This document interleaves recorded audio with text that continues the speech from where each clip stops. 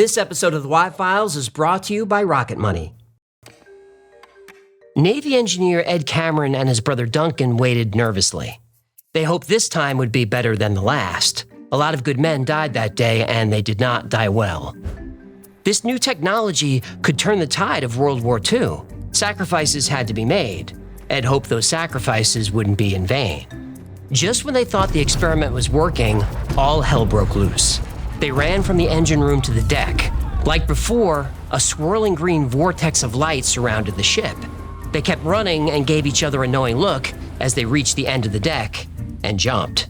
Just as they were about to hit the water, Bielek opened his eyes. It was the most vivid dream he'd ever had. It felt like a memory. That June morning in 1977 was the day Bielek became obsessed with the Philadelphia experiment.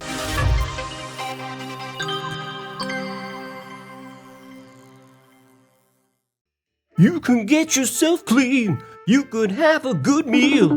You can do... Human, I'm glad you're there. I need some cash. It's an emergency. No way. I told you that Gertie could stay if you paid for the water. Camels drink 30 gallons a day, you know. I'm not giving you a dime until you pay the late water bill. Gray water bill? Did he find me already? Oh no, this is why I need the money. Late water bill? Who's gray water bill? Well, a few months back I needed money for a new business, and you wouldn't give me any, so I went to see Don Barracuda. You know, the Codfather? The Codfather? It's a fish pun for the Godfather, the head of an organized crime family. I know what it... Wait, what happened? Well, Don Barracuda lent me the money, but I'm late on my payment. Greywater Bill is muscle for the Don. If I don't cough up some dough, he's gonna break my fins. You went to a loan shark? Loan shark? No, he works for the whole school. No, that's... Look, you need Rocket Money. It analyzes your spending habits and helps you create custom budgets. Oh, did you just muscle your way into today's sponsor? I sure did. Rocket Money is a personal finance app that helps you cancel subscriptions, lower bills, and manage your money better. It safely and securely identifies recurring charges, canceling unwanted subscriptions. In addition to canceling subscriptions, by simply uploading a photo of your bill and tapping a few buttons, Rocket Money will negotiate your bills for you. Anything from internet service to cable and phone bills. No, this could really save my dorsal fin. Yes, it could. Rocket Money has already helped save its customers up to $740 a year, with over $500 million in canceled subscriptions. To save more and spend less, go to rocketmoney.com/yfiles or click the link in the description to get started for free. rocketmoney.com/yfiles to get started for free? You got it. Thanks, human. This could really get... Uh-oh, I think he's here. Greywater Bill? Yeah. Every time I think I'm out, they pull me back in. What do we do? Nothing I could do, human. Looks like I'm sleeping with the fishes tonight.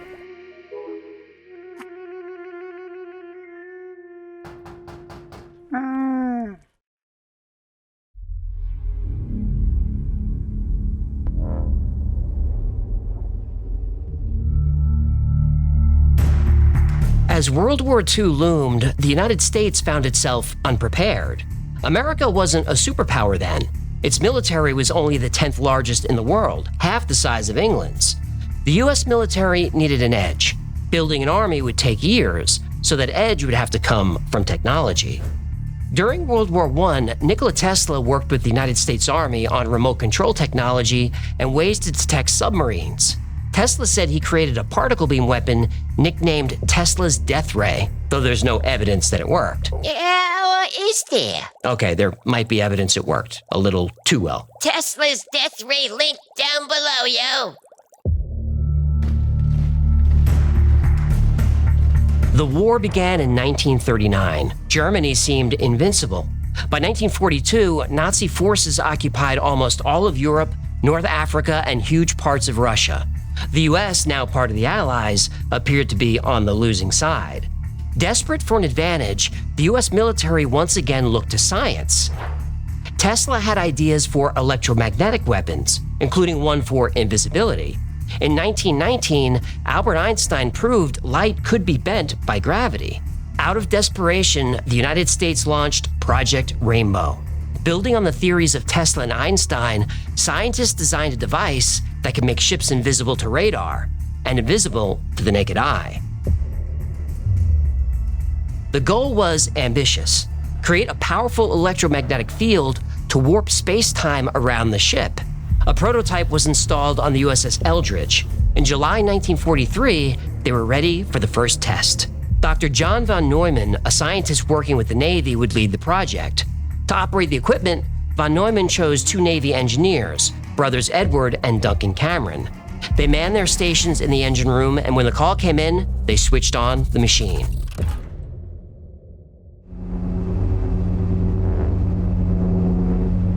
Within a few seconds, the ship resonated with a deep humming sound. Then a glowing green fog appeared. The people watching from the dock and nearby ships couldn't believe it. The Eldridge was gone. That is, until it mysteriously turned up in Norfolk, Virginia, over 200 miles away. But the strangest part? It was seen there 10 minutes before the equipment was turned on. Wait. So it was invisible or it time traveled? Both. 20 minutes later, the Eldridge reappeared in Philadelphia, but something had gone terribly wrong.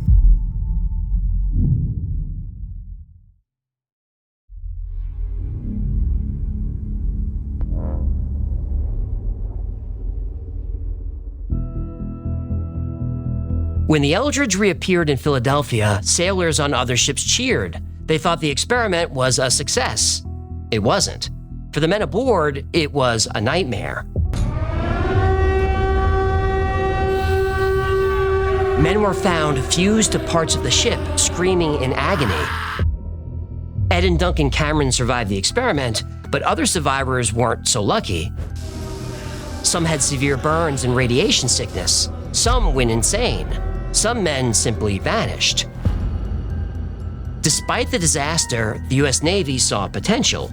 They brought in their top scientific consultant, Albert Einstein, for advice. Yeah, if you're gonna phone a friend, he's a good one to have on speed dial. He sure is. So you're going with the laws of physics are the same for all non-accelerating observers, and that the speed of light in a vacuum is constant, regardless of the observer's motion. Is that your final answer? On October 28, 1943, after repairs and upgrades, it was time for another Philadelphia experiment. Ed and Duncan Cameron took their posts. The call came in from the bridge. It was time to go.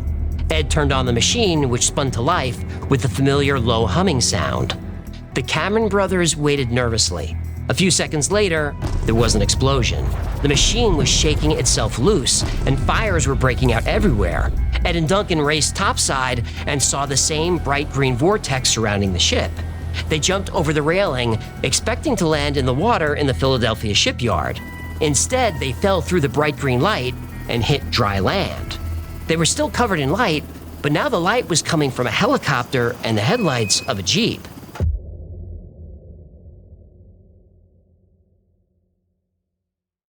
Two military policemen yanked Ed and Duncan to their feet and drove them to a building nearby. They were escorted down a long hallway and placed into an elevator. An MP hit a button, the door closed, and they felt themselves going down, a long way down. When the elevator doors opened, they saw a familiar face, Dr. John von Neumann, the physicist in charge of the experiment. But von Neumann looked old, very old. Von Neumann said, "Welcome to 1983, boys." The Cameron brothers looked at each other confused. Did he say 1983? That's not right, the year was 1943. Then von Neumann said, "Come with me. A lot has happened in the last 40 years." Ed and Duncan thought they were jumping to safety when they jumped overboard. They had no idea they'd be jumping through time.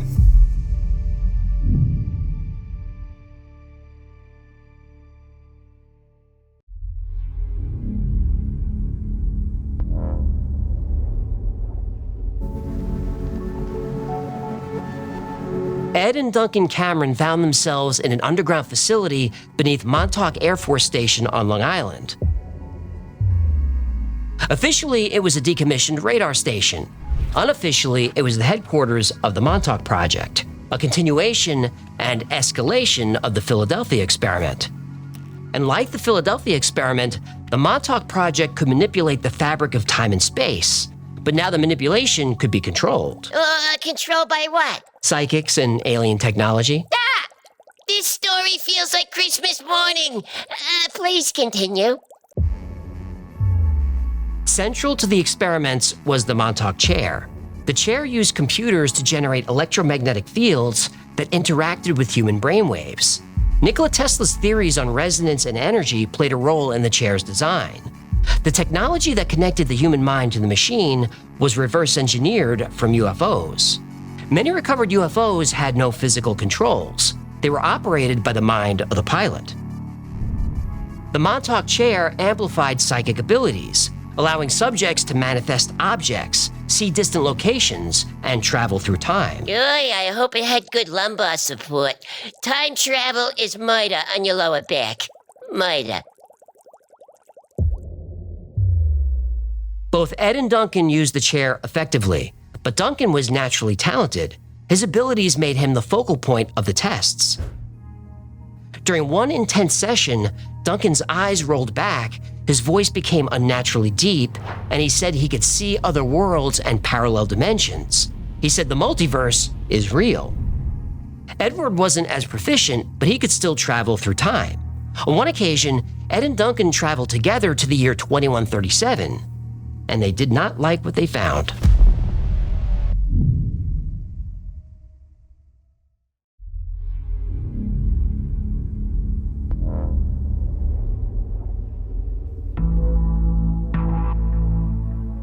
By 1987, Duncan had mastered the Montauk chair. He could visit any time or place and bring Ed with him. The brothers sat in their chairs. Duncan focused on sending them 150 years into the future, to 2137. There was a flash of light, and suddenly they were in a wasteland.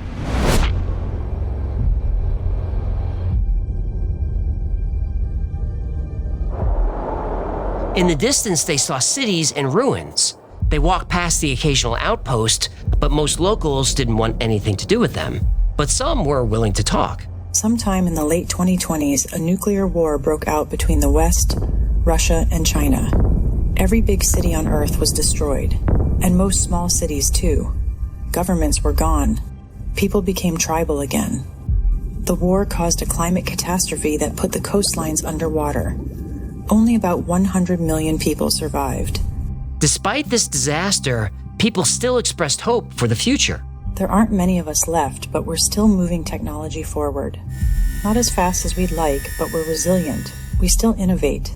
Everyone is building weapons, of course, but we've also been able to cure most diseases. And we think we've discovered a way to heal the planet. It's just a matter of time. It's a matter of time. Just a matter of time, she said. Duncan and Ed decided to test this theory.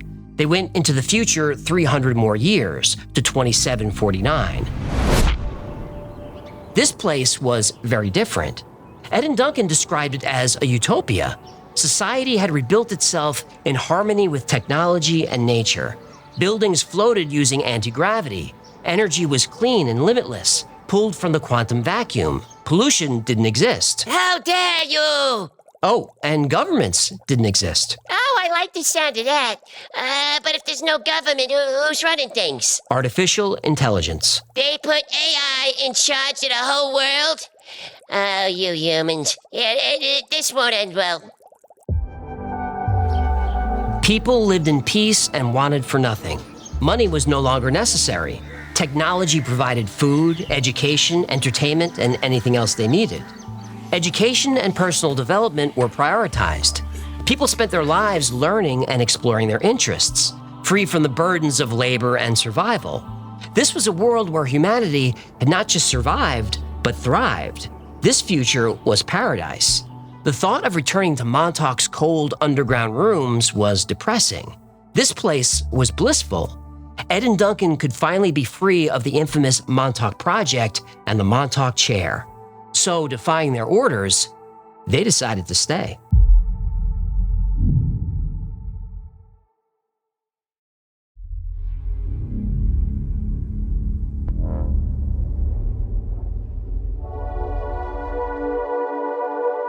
Ed opened his eyes and checked his watch. Though he and Duncan lived in the future for 2 years, no time had passed. This was a superpower. They could travel anywhere in time and the world. And then Ed heard Duncan's voice in his mind. Not just anywhere in the world, we can travel to any world in the galaxy. Wait, what? A flash of light transported them to another planet. It was stark and desolate, bathed in perpetual twilight. The sky was an eerie shade of purple. The air was thin and tasted metallic. Jagged mountains and barren plains stretched to the horizon. If you could go anywhere in the galaxy, why would you go there? I mean, I would go to Ryza, or at least some place with room service and a decent lobby bar. Ed was also curious why Duncan brought them to such a harsh place. Duncan said this planet is home to the most advanced civilization in the galaxy. Duncan described the inhabitants as tall, slender beings with long limbs and large almond-shaped eyes. They communicated telepathically. They mastered teleportation. They could manipulate matter at the molecular level. They were nearly immortal. Ed was about to ask a question, but then Duncan closed his eyes and once again there was a flash of light. Then they were in a lush jungle, and judging by the sound, this planet was teeming with life. And Duncan said it was, then transmitted an image into Ed's mind, a huge city built into the jungle landscape. Ed asked who lived there. Duncan motioned to the jungle behind him and said, "They do." Ed turned and saw 2 reptilian creatures watching them from the jungle. Lizard people? Yep. Does this kid have a death wish? If there's only one rule in interdimensional space travel, it's do not go to the lizard people planet. Ed got the same impression. He said the creatures didn't look friendly, and Duncan said they're not. We should get out of here. Then he fell to his knees like he was kicked in the gut. Ed helped him up and asked if he was all right. Duncan said, "No, Ed, I'm not. We need to get back to Montauk. There's something I have to tell you."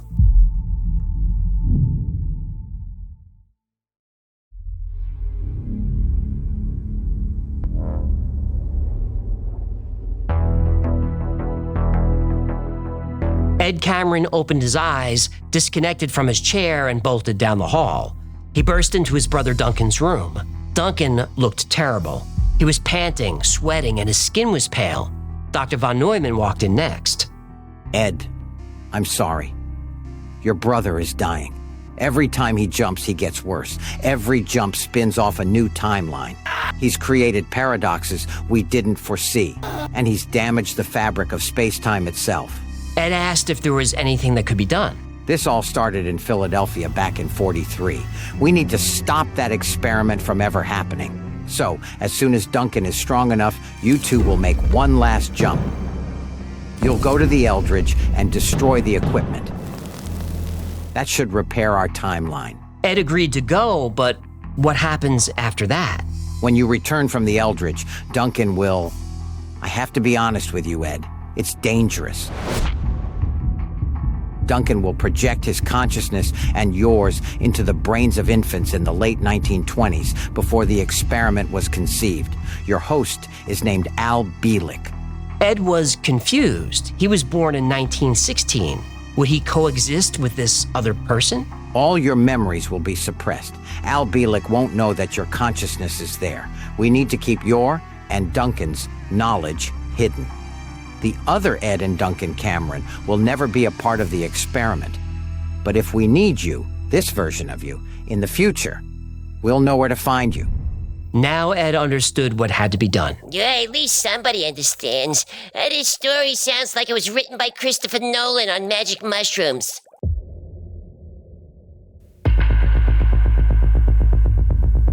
The consciousness transfer was a security measure. Ed and Duncan had a lot of valuable knowledge. If the Philadelphia experiment never happens, then the Montauk Project never happens. And maybe that's a good thing, but it makes sense to keep their knowledge safe, just in case. Ed felt a sudden shiver and asked von Neumann a question. He was pretty sure he already knew the answer.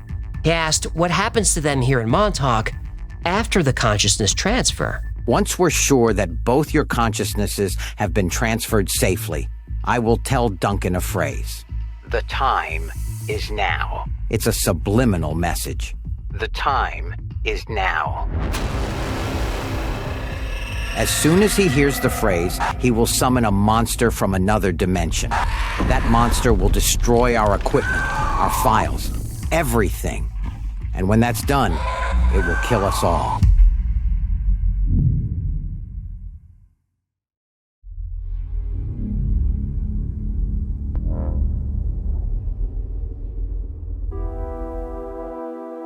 Throughout the 1970s and 80s, Al Bielek worked as an electrical engineer, and his coworkers described him as thoughtful and intelligent.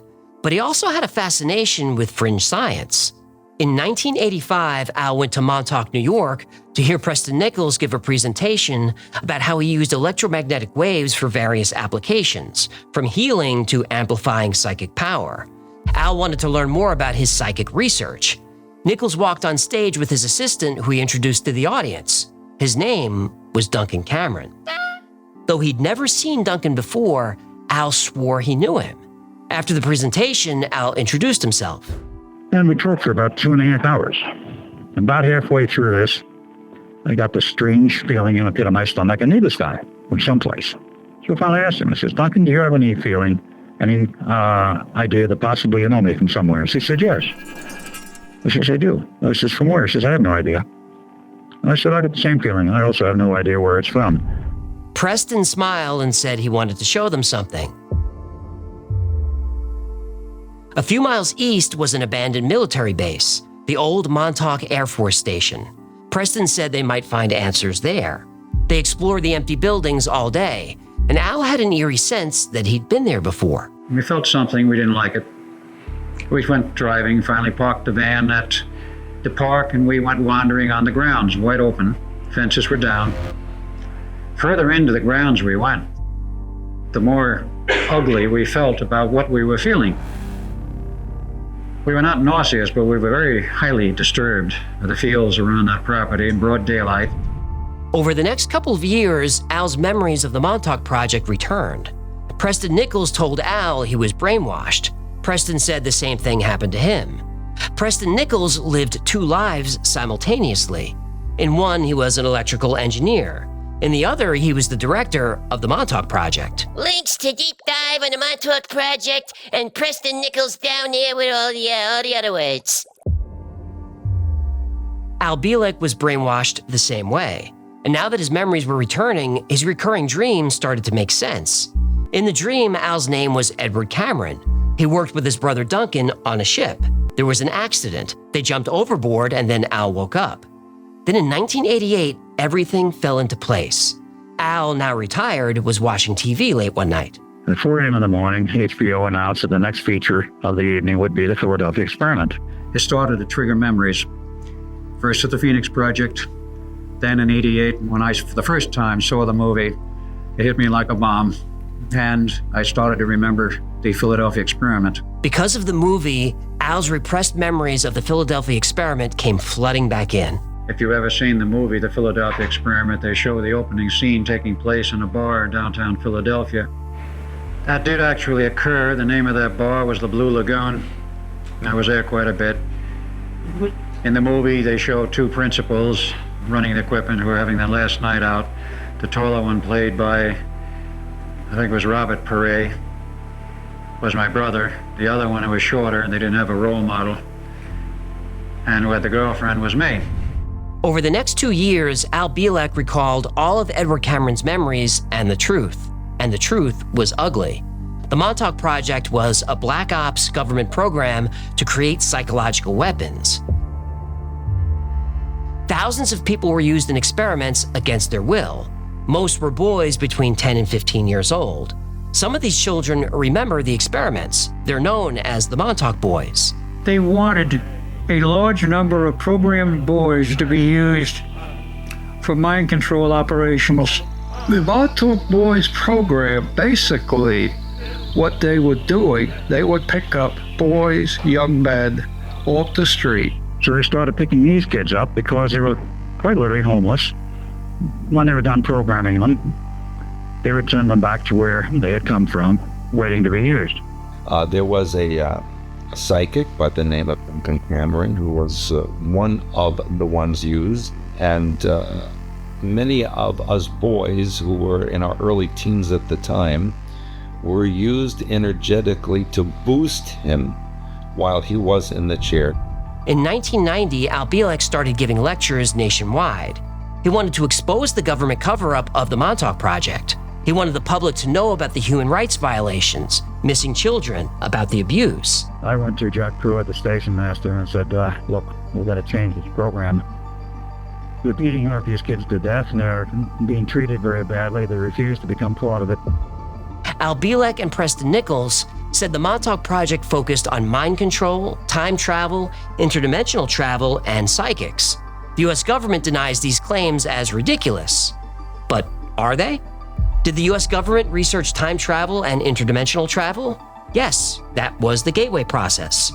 Did the U.S. government use psychics for military and espionage? Yes, that was Project Stargate. And the big one, did the U.S. government conduct mind control experiments on people against their will? Yes, that was the MK Ultra program. Many unwitting men, including themselves, all with the use of a hidden camera. I was only 9 years old when this sexual humiliation began. I was in what looked like a laboratory, and there seemed to be other children. I was strapped down, naked, spread eagle, on a table, on my back. Dr. Green had electrodes on my body, including my head.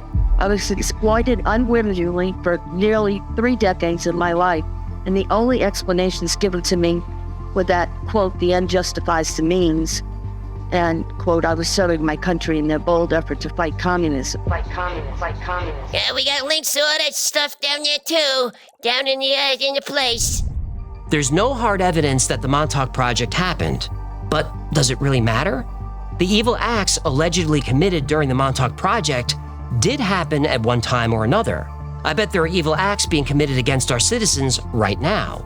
So I'll make this promise to the scientists and researchers working in secret government programs. I'll stop reporting the crimes you commit against your own people when you stop committing them. And there's nothing you can do to stop it.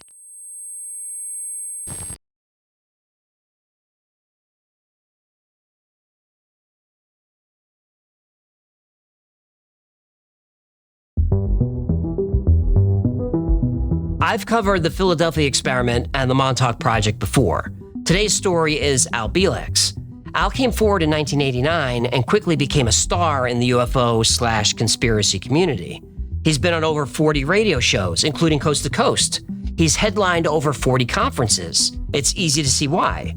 He has a great story, and Al tells it well. But is it true? Well, that's tricky. We're not asking if the Philadelphia experiment or Montauk Project happened. We're asking if Al Bielek's story is true. Al said he was born in New York in 1927. That's true, but he also said he was age regressed. In the future, he was sent back in time to when he was a fetus. Edward Cameron's consciousness was sent back with him. Al said he served in the Navy, but there's no record of this. No record of Edward or Duncan Cameron serving on the Eldridge or any Navy ship. On the day of the Philadelphia experiment, the Eldridge was in New York. Al says all records of the experiment were erased by the government. The Philadelphia experiment conspiracy theory really starts with 2 men, a UFO fan named Carl Allen and a UFO writer named Morris Jessup. There's a link down there for that too. We got links for these. Step right up, ladies and gentlemen. Get your links right here. The time travel storyline wasn't part of the Philadelphia experiment legend until the movie was released. Al's story contains a lot of details from the movie. And Al's story has changed over time. Originally, he jumped from 1943 to 1983.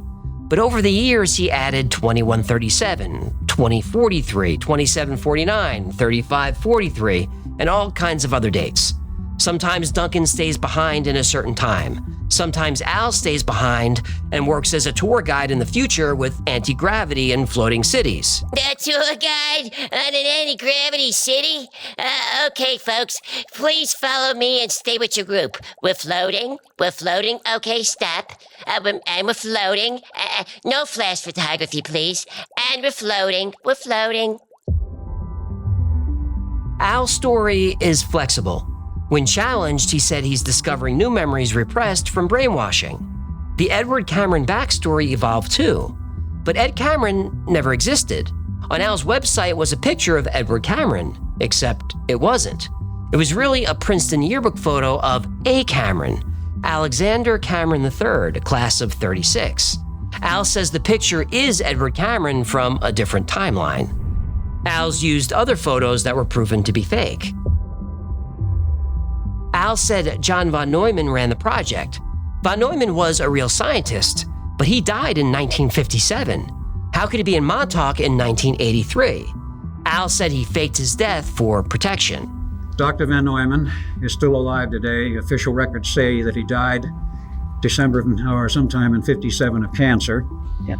They gave him a new identity, but he remained on the project, and he was a director of the Phoenix Project until 77, whereupon he became a consultant because he developed a split personality. Today, he is the split personality, if you will. Al also said the Office of Naval Research was involved in the Philadelphia experiment. The experiment happened in 1943. The ONR wasn't formed until 1946. There's plenty of evidence Al Bielek made the whole thing up. But when backed into a corner, he used the different timeline trope as a crutch. Now that crutch worked well in Marvel movies. But did it though? No, it did not. Al said nuclear war happens in 2000. When that didn't happen, he said 2005, then 2015. Al Bielek passed away in 2011, so we don't have an update on when the nuclear war actually starts. While Al Bielek was gaining fame telling his story, other people were popping up saying the same thing happened to them, but they'd add new details. Al would then incorporate those details into his own story. That's how the Montauk Project eventually became part of Al's story. Now, I won't go into the Montauk Project connection here. I cover that in another episode where I have a lot to say about Preston Nichols. Things that aren't widely reported. Things that you won't like. I talk about Al Bielek in that episode too, but it's a different version of his story. Today's was his original version with some new details like traveling to other planets. I included that chapter because it was fun. And there was a chance for me to say lizard people. The people love it when I say that. They do. How did you know you could buy your very own lizard people mug from the Wi-Fi store? Just go to... No merch plugs. We do those at the end. Al Bielek never provided physical evidence or any information that could be confirmed. We do know that he was always a little paranoid and into conspiracies. A former co-worker of Al's was asked if he believed the story. He said Al was a nice guy and intelligent, but he wasn't surprised to hear the story. I find his story pretty hard to believe, but it sure seems like a logical progression for Al from what I recall. He was always talking about underground bases and government cover-ups. He had one story after another about secret research, UFOs, extraterrestrials, you name it. Another former co-worker also confirmed Al was into all this stuff, but it didn't bother him. Hey, if I could get people to pay to hear my once-upon-a-time bullshit stories, I'd do it too. More power to them. Caveat emptor. Everyone has to exercise his or her own wisdom in deciding if someone is the real thing or not. And that's the main theme of the Y-Files. I try to give you as much information as I can. It's really up to you to decide what you believe. Now, true or not, these stories spark our imagination. They keep us interested in concepts like time travel, psychic phenomena, alternate realities, and other mysteries of the universe. We'll only unlock these mysteries if we stay fascinated by the possibilities of not what is, but what could be. Also, these stories remind us to keep an eye on the government. Secret government research is real. We only know this because of whistleblowers from Al Bielek to Bob Lazar to Phil Schneider to David Grush and many more. But don't blindly accept their claims as true, and don't instantly assume their claims are false. Demand proof. You believe them? Good. Investigate and prove it. You think they're lying? Good. Investigate and prove it. We only know about MK Ultra, Stargate, Project Blue Book, and all the others because whistleblowers came forward. They made unbelievable claims that most people dismissed. But some people believed the stories. They investigated and found proof that the claims were true. On one side are true believers. On the other, die-hard skeptics. Both sides constantly try to prove the other wrong. Good. Keep investigating. Both sides want the same thing. What we all want. What we all deserve. We deserve the truth.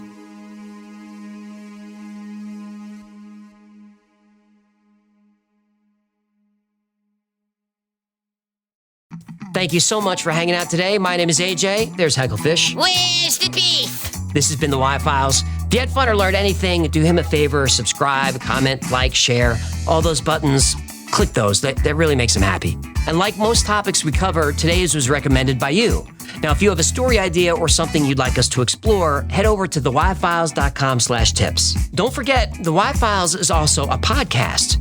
Twice a week, I release deep dives on the stories we cover here, plus exclusive episodes that don't make it to the channel. You can find the Y-Files Operation Podcast anywhere you listen to podcasts. Now, if you need more Y-Files in your life, check out our Discord. There are thousands of people on there 24/7, and they're into the same weird stuff that we are. It's a great community, it's really supportive, it's a lot of fun, and it's free to join. Now, stay up to date with all things Y-Files by checking out our production calendar at theyfiles.com/cal. There you'll find our episode schedule, upcoming podcasts, live streams, all kinds of stuff. And special thanks to our patrons who make this channel possible. Every episode of the Y-Files is dedicated to our Patreon members. I couldn't do this without you. And the community that we've created around the channel is something very, very special. And it's all thanks to our members. If you'd like to support the channel and join an amazing community, consider becoming a member on Patreon. For as little as $3 a month, you get access to perks like videos early with no commercials, a bunch of behind-the-scenes stuff, access to merch only available to members, plus you get 2 private live streams every week just for you. The whole Y-Files team is on the stream, and you can jump up on stage and talk directly with me and anybody. Ask a question, suggest a topic, or just say hi. Or just lurk in the crowd and listen. People do that, and that's fine too. Another great way to support the channel is grab something from the Y-Files store. Grab a Hecklefish t-shirt, or one of these heckle mugs that you stick your fist in, or a delicious beverage, or both if they can fit. As long as you're enjoying yourself, I'm not here to judge you. Or grab something with my face on it, or one of these squeezy, talking animal, fish doll, toy dolls that talk like me. Aye. Those are the plugs, and that's going to do it. Until next time, be safe, be kind, and know that you are appreciated.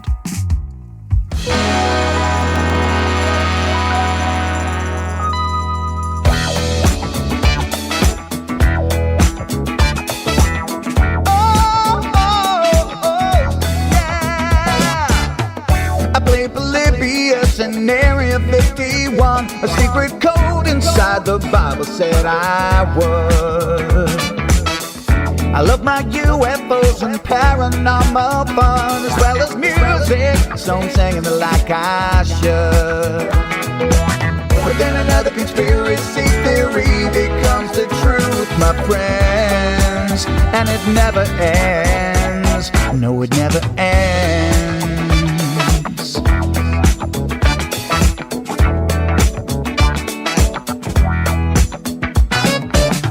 I fear the crap cat and got stuck inside Mel's hole with MK Ultra of being only too aware.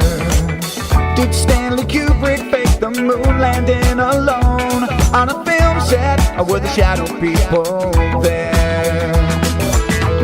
The Roswell aliens just fought the smiling man, I'm told, and his name was Cold.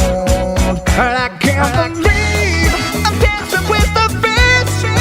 Hecklefish on Thursday nights with AJ2, and the Wi-Fi's helping me all through the night. All I ever wanted was to just hear the truth, so the Wi-Fi's on repeat all through the night.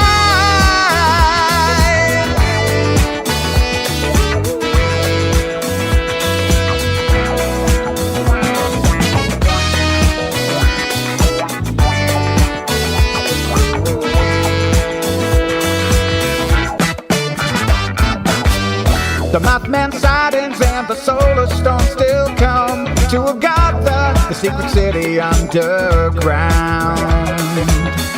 Mysterious number stations, planet Serpo 2, Project Stargate, and what the Dark Watchers found. We're in a simulation, don't you worry though. The Black Knight satellite, it's over.